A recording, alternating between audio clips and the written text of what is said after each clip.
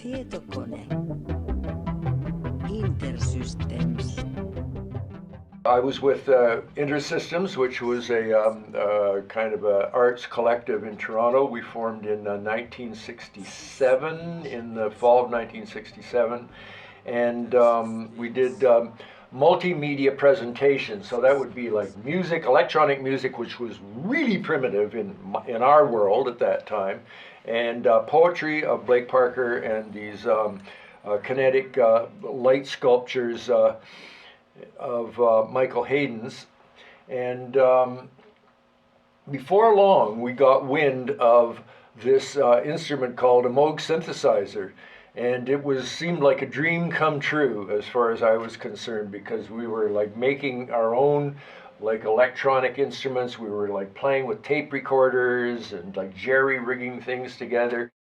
Went down to, it turned out he is in upstate New York, which is not that far away from Toronto. And we drove there in our Volkswagen psychedelic van to see him.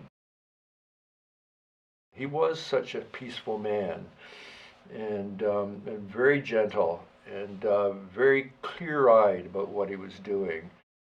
Ours was about, I don't know, 50% bigger than this, quite a bit taller, right? But the keyboard was like very important to it, and he had this ribbon controller so that you could actually like play melodies, because I was like pretty, you know, like conventional musician, even though I was doing avant-garde music and so forth,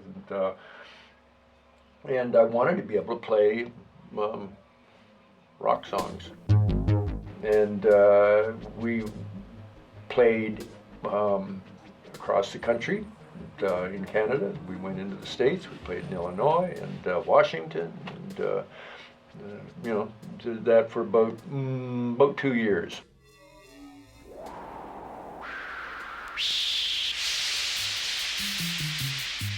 I'd started playing with Doug Pringle. Alan Wells was back in Toronto now, and we made this band called Syrinx. We went in to the studio to record our second album, of course, and by that we had a hit single.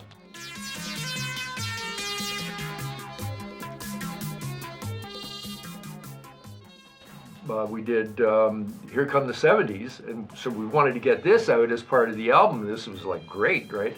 And we go into the studio, we're recording away. We had many songs done. We'd done like our version of December Angel and this and that and so forth. And one morning I get this phone call before we go into the studio saying the studio burnt down last night, and all your equipment is gone, and the tapes are gone. And so that was the end of it. The Moog was gone. Now I sometimes wondered maybe I should have stuck with the Moog, you know, but I went and I got an ARP 2500, and that was fun too, right? But you know, I came. Here we are back with Moog, like 45 or 50 years later, and it's fabulous. The thing that struck me really about Dr. Moog, we never called him that, was his serenity. He was just like so calm, right? And you know, he just wanted people to really like what he was doing. But anyway, he did not become a hippie. I don't know if he ever dropped acid. But you know, I think he was always like I remember him always in this like short sleeve, like lightweight cotton kind of, you know, check stripes on this blue shirt, and you know, the same hair all the time. That silver hair, was less silver then, but you know, you could see it coming. And obviously he is iconically connected with the development of American popular music, the world popular music.